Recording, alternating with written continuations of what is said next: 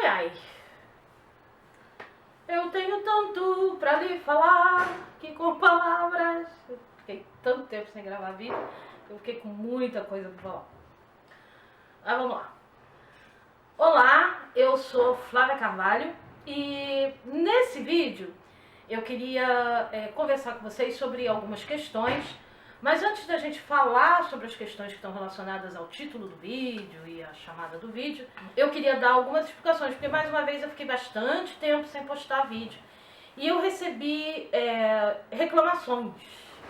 Então eu queria dar alguma explicação, apesar de ser chato toda vez falar isso, enfim, pra mim é chato. Mas eu tive um período aí bem longo, ruim da minha saúde. Quem acompanha os vídeos aqui no canal sabe que eu tenho miastenia graves, uma doença crônica, e eu tava bem ruim, eu tava, assim, piorei muito da minha saúde. Eu tinha voltado a trabalhar e a minha saúde foi piorando, agora eu entrei de licença, mas ainda não tô ótima, assim, mas tô bem. E acabei ficando sem gravar, na verdade nem sem gravar, eu gravei alguns vídeos, mas aí eu não consegui terminar para editar e subir os vídeos, né? Eu tô disposta a voltar e a fazer, porque me faz bem, e também tem muita gente que dá o retorno de que os vídeos ajudam, enfim. Então, estamos aí. Se você está vendo esse vídeo, isso significa que na semana que vem tem vídeo, na terça-feira da miastenia, na quinta-feira reflexão, e agora eu vou colocar uns vídeos no sábado por causa do assunto que eu vou tratar aqui hoje. E a gente vai seguir aí com a programação do canal. Mas o que a gente vai falar do vídeo de hoje? Hoje eu queria falar com vocês sobre como estamos todos juntos e Shalom Now, literalmente. Isso foi uma polêmica e uma história longa, né, na internet nas últimas semanas. Eu acho que deram mais atenção do que deveria ser dado. E para mim se retratou nisso, nessa frase, exatamente o que a gente está vivendo nos dias de hoje, que é um fenômeno que eu acho que é da nossa sociedade hoje, que é provocado pelas tecnologias e pelas redes sociais, que a gente tá todo mundo junto, no raso mesmo, sabe? Tudo é tratado de uma forma muito rasa. Eu estava lendo algum material, assisti vídeos também, mas eu gosto de ler, falando sobre esse fenômeno que as redes sociais provocam, né, das discussões ficarem muito no vazio, no raso, e de todo mundo estar falando muito sobre tudo. E me lembra a música lá do... Hoje eu tô musical. Me lembra a música do Kid Abelha. Eu sei de quase tudo um pouco, de quase tudo mal, né? As pessoas estão literalmente dando as suas opiniões, se colocando, o que é muito importante, mas sem um embasamento, sem base, né? Sem fundamento, sem se preocupar em conhecer de fato o assunto e conhecer de fato sobre o que está falando. E aí as pessoas ouvem, leem meia dúzia de palavras, veem 3 vídeos sobre alguém que fala com um pouco mais de propriedade, aí tipo, pá, já sei falar sobre isso, vou falar, vou criticar, é o que eu penso. Eu acredito que a gente tem que ter alguns cuidados. A gente fica procurando respostas fáceis, soluções fáceis para questões muito complexas, para questões que não são tão simples. E isso tem a ver com o assunto do vídeo, né? O que a gente está vivendo hoje sobre educação. E eu estou falando sobre isso porque eu sou pedagoga. Eu sou uma pessoa que trabalha com educação há muitos anos, eu me considero uma educadora. Eu tive uma passagem na sala de aula, talvez mais breve do que poderia ter sido, e depois eu tive uma passagem longa atuando com formação de pedagogos, com formação de professores, com coordenação, assessoria, consultoria de escolas, de formação de jovens, de adultos. E depois eu continuei trabalhando com educação na formulação de projetos de educação, na formulação de cursos, de materiais didáticos, enfim. É a minha trajetória profissional, em educação. E eu vejo uma discussão extremamente rasa sobre o que está acontecendo, equivocada sobre o que está acontecendo, sobre questões que envolvem educação, questões que envolvem o que é de fato uma educação de qualidade que nós não temos no nosso país, o que é de fato e que ainda está se propondo ser mais sucateado, na minha opinião, e o que é de fato o tratamento de determinados assuntos, de determinados temas. E isso tem muito a ver com as redes sociais, por quê? Porque existe uma coisa nas redes sociais que se chama Top Trend. Uou! Adoro essas palavras, só que não, em inglês, né? Os Top Trend, aqueles assuntos que estão no topo da lista, que são os mais procurados. E hoje em dia, quando um assunto surge, as pessoas vão tentar entender o assunto e elas vão procurar onde? Vou procurar no YouTube, vou procurar no Google, vou procurar no Facebook, vou procurar na internet, vou dar lá uma googada, vamos ver o que aparece. Aí os produtores de conteúdo, sejam em vídeo, em texto, em post, seja lá em que formato for, em áudio, eles procuram produzir o mais rápido possível, se ele não foi capaz de antever que aquele assunto ia estourar. Então ele vê que o assunto estourou, que está no top, aí ele começa a produzir conteúdo sobre aquele assunto. E aí você começa a produzir conteúdo sobre o assunto, cada vez o assunto começa a ser mais procurado, e as pessoas começam a acessar aquele assunto porque você quer ser visto. Você quer receber os likes, você quer um pouco de Black Mirror, para quem conhece a série aí. Você quer buscar essa visibilidade. E isso é um fenômeno do nosso tempo, que é a questão de você querer ser uma celebridade. As pessoas estão com essa ânsia de ser visto, de receber os likes, de receberem os comentários. Tem gente que fica doente, existem já documentários sobre isso, de pessoas que ficam doentes com essa coisa, de quantas pessoas curtiram, não curtiram. Eu agora não estou mais em alta, eu preciso estar em alta, eu viralizei, ai que legal. E como se isso fosse algo que constituísse a identidade de uma pessoa. E que constitui hoje, de uma certa forma, as identidades que nós estamos construindo na sociedade de hoje. E isso gera um tratamento raso sobre os assuntos muito grande.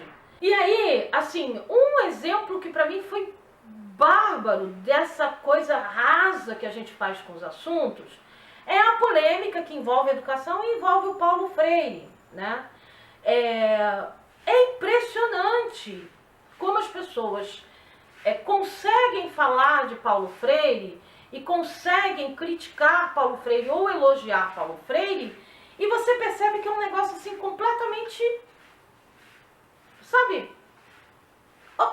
E eu tô falando isso como alguém que estudou Paulo Freire, como alguém que leu a grande maioria, não vou dizer todos, mas assim, todos que eu tinha numa lista, que eram livros do Paulo Freire, eu tive esses livros e li esses livros.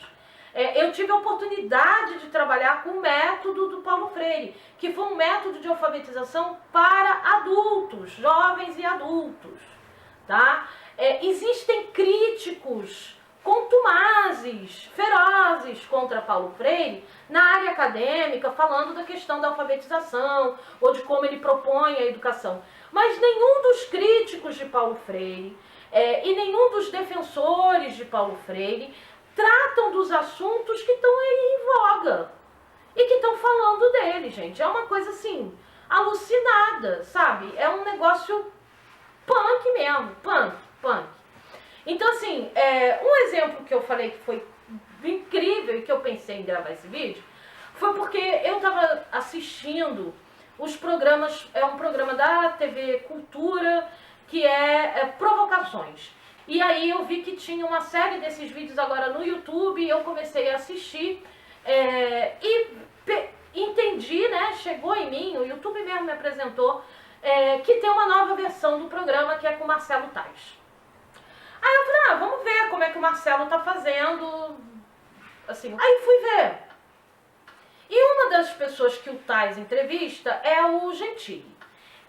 O Danilo Gentili. Eu não vou entrar aqui na polêmica de Danilo Gentili, se é bom, se é ruim, se é legal, se não é. Não é essa a intenção. Mas no meio da entrevista, o Tais pergunta para o Danilo se ele gosta do Paulo Freire. E aí o Danilo faz uma resposta que pra mim foi assim, simbólica.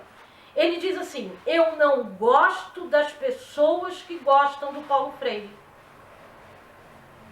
Olha que coisa, assim, né?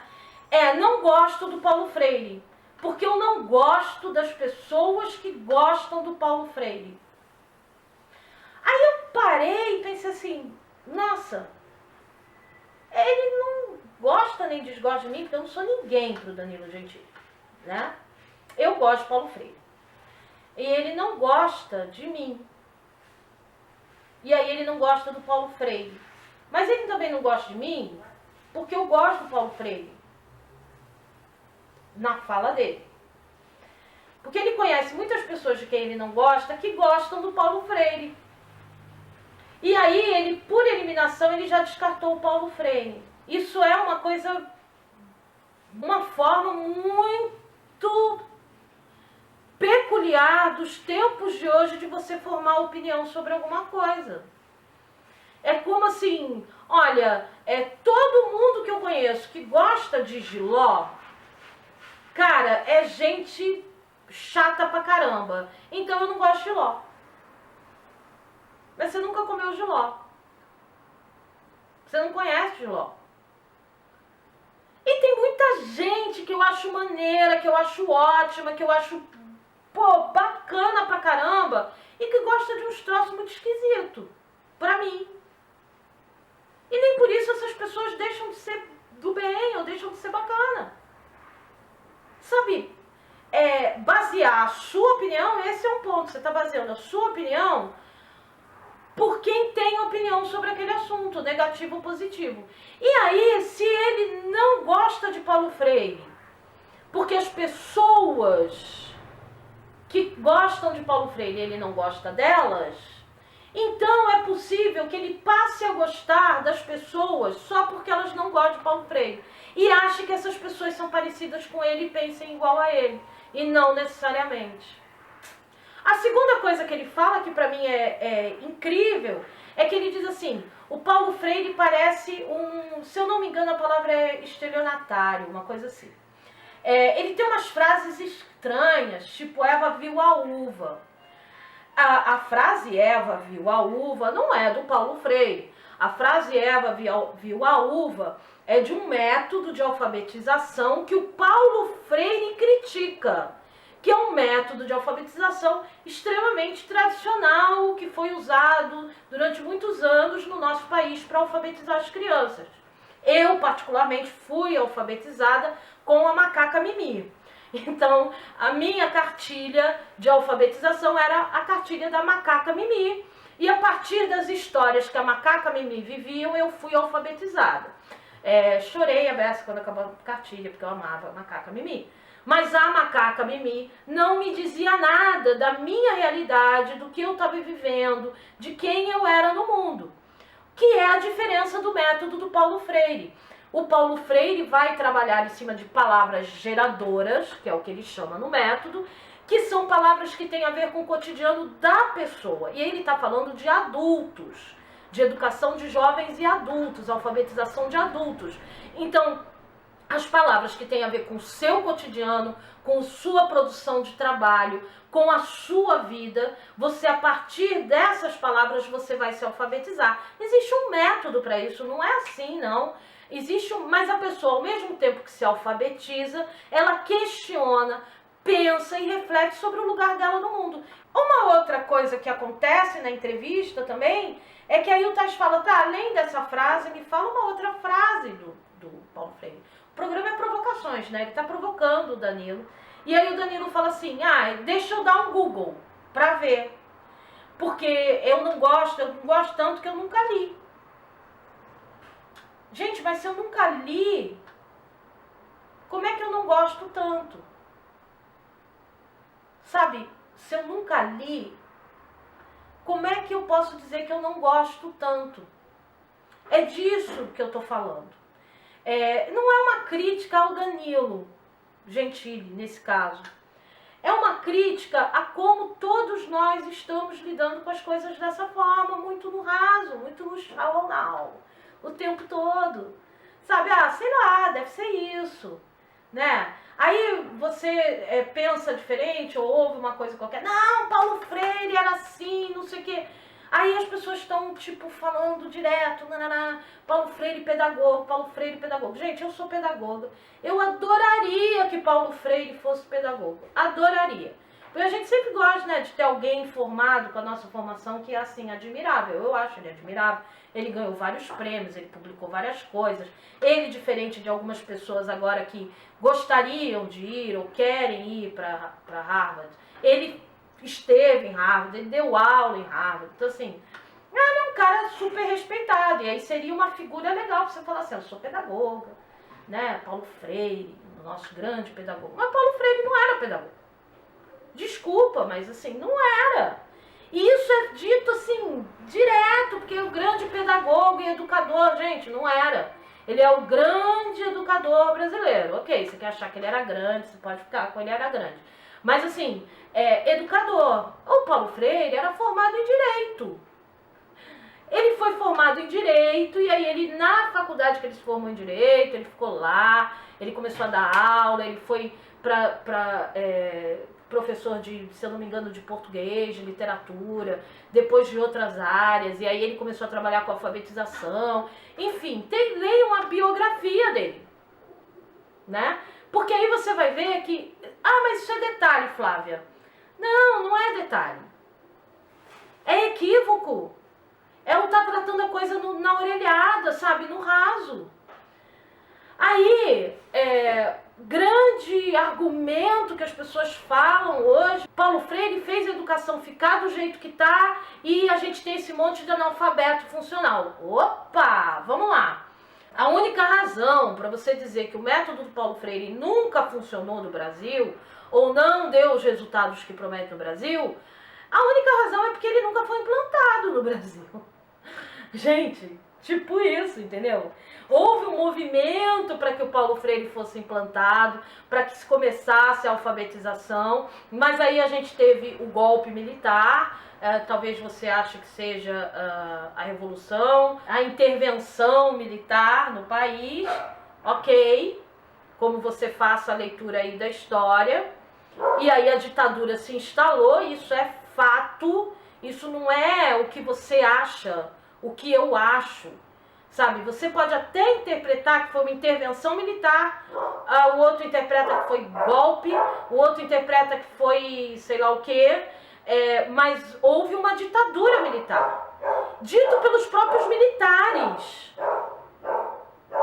Quando você lê os documentos que tem a ver com a anistia, está falando de ditadura. A questão aqui é que todos foram anistiados. Agora, houve esse momento, e quando esse momento rompeu, isso, gente, é história da educação. Não tem achismo, não tem a minha opinião. É o que rolou. Tudo que estava sendo estruturado para a implantação do método foi eliminado. E o Paulo Freire se mandou. E foi fazer o método no Chile, foi fazer o método em outros lugares. Aqui não, aqui não. Quando ele volta e que ele traz as ideias, a ideia dele nunca foi implementada de forma integral, de forma propositiva, assim, mais direta no país, na educação. Não foi. Foram fragmentos, foi a formação de professores que começou. Um professor ali age assim, o outro ali não sei o quê, o outro faz assim, o outro ouviu falar de Paulo Freire, o outro nunca leu. É isso que a gente tem na nossa educação, a verdade é essa.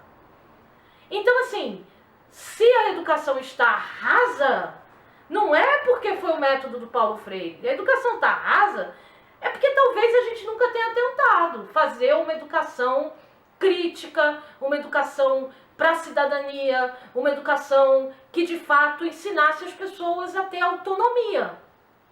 Uma praxe educadora, como diria o Paulo Freire, que incentivasse a reflexão sobre o fazer.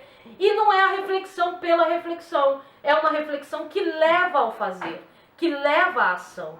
E isso era muito forte no método dele. A gente no Brasil ainda tem uma parte da educação que é muito reflexiva e só reflexiva. E a gente tem uma parte que é muito do fazer e só fazer. E isso cria uma dicotomia. E o que ele defendia era completamente diferente. E aí a pessoa vem e critica o Paulo Freire e diz assim, porque você está defendendo, mas olha aí, ó. Aluno não respeita professor por causa disso. Não, aluno não respeita professor não é por causa disso. Não é por causa do Paulo Freire. Porque se fosse pelo método Paulo Freire, o aluno teria um grande respeito pela figura do professor. E nunca chamaria o professor de tia, por exemplo. Ele entenderia o papel do professor e teria respeito, sabe? Não é respeito de medo, é respeito por respeito mesmo. Essa é a diferença. E a gente caiu nesse raso. Tá todo mundo aí nesse raso, né? E aí as pessoas não conhecem as coisas, não se dão tempo para conhecer. O meu irmão outro dia falou para mim, Flávia, você tem que fazer uns vídeos, você vai voltar a fazer vídeos? Você tá fazendo top trends? Eu ri porque, cara, não funciona assim, pra mim não funciona assim, sabe? As coisas levam tempo, elas precisam ser estudadas, elas precisam ser compreendidas. Vai ter vídeo meu aqui do canal que você vai ver ou não, mas que eu vejo às vezes e que eu falo, meu Deus, como eu tava falando besteira, putz. E aí, assim, eu deixo para registro de como a gente muda. Porque a gente evolui, porque a gente lê, porque a gente constrói coisas novas. E é por isso que eu estou me propondo a fazer uns vídeos que vão aparecer no sábado, que vão ser vídeos que eu vou falar de livros, de leituras, vão ser vídeos que eu vou falar sobre filmes, vão ser vídeos que eu vou falar sobre séries, enfim, sobre vários aspectos, não fazer grandes análises, nada disso, mas a forma como eu assisto. E a gente vai começar no outro sábado falando do Nasce uma Estrela, da Lady Gaga e do Shyamalan. A gente vai falar desse filme e sobre questões que você pode observar conhecendo as 4 versões desse filme. Essa não é a primeira versão, são 4, já é a 4ª versão. E como é interessante você ver o cinema, ver os filmes, pensar essas questões desse filme por vários aspectos. E esse filme em particular trata de uma questão muito interessante que é o alcoolismo. Então a gente vai falar sobre isso. Eu queria te agradecer por você ter assistido, te convidar, se você ainda não se inscreveu no canal, a se inscrever, te convidar a, se você gostou do vídeo, dar um like que ajuda para esse vídeo chegar para mais pessoas. Te agradecer mais uma vez por você ter assistido. Um grande abraço, se cuida, fica bem e até o próximo.